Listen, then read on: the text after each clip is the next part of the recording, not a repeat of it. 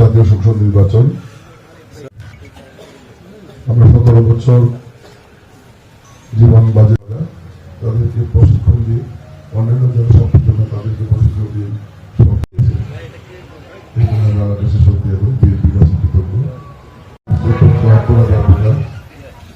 আমাদের সদর উপজেলার যাত্রা শুরু করেছিল ছাত্র জীবন থেকে।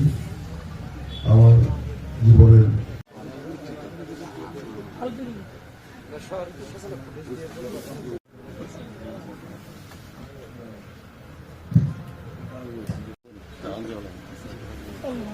একটা চেয়ার টান দেয়া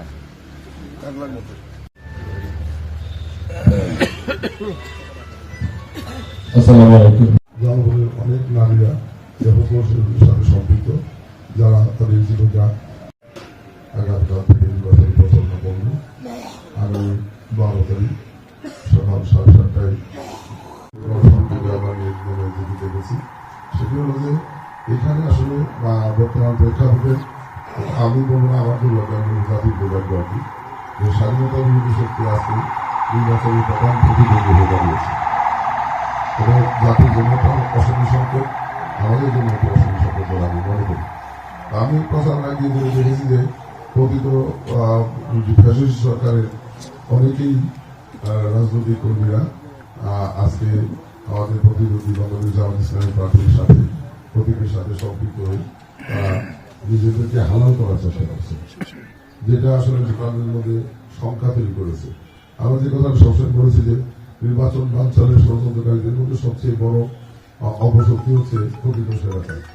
সেই প্রকৃত স্বৈরাচারে তার নানা কৌশলে এখানে ফায়দা ওঠার চেষ্টা করবে। তাদের মধ্যে আমার ধারণা একটা অন্যতম কৌশল হতে পারে যে নির্বাচনে কোনো প্রার্থীর সাথে বা প্রতীকের সাথে সম্পৃক্ত হয়ে তারা প্রকাশ্যে যদি আসার সুযোগ পায় তাহলে তাদের কোনো ষড়যন্ত্র বাস্তবায়ন করা অনেক সহজ হবে।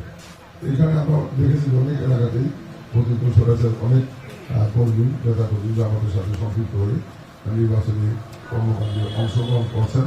এটা যখন আমরা প্রতিবাদ করতে যাই তখন দেখা যায় যে এটা ভিন্নভাবে প্রভাবিত হয়, যে কারণে আসলে আমরা এই নির্বাচনের স্বার্থে আমরা সেই প্রক্রিয়াতে যেতে পারি। এটা প্রশাসনকে আমরা অনেকবার বলেছি এই বিষয়ে কার্যকরী বাইরের কাছে কার্যকরী পদক্ষেপ নেওয়ার জন্য প্রশাসনকে, কিন্তু আমরা আসলে এখন পর্যন্ত কার্যকরী সেরকম কোনো পদক্ষেপ দেখি নেই।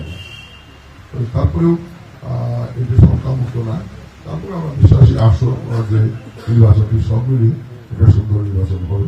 তবে যেটা প্রশাসনে আরো বেশি সচেতন হওয়া দরকার, আরো বেশি সতর্ক হওয়া দরকার।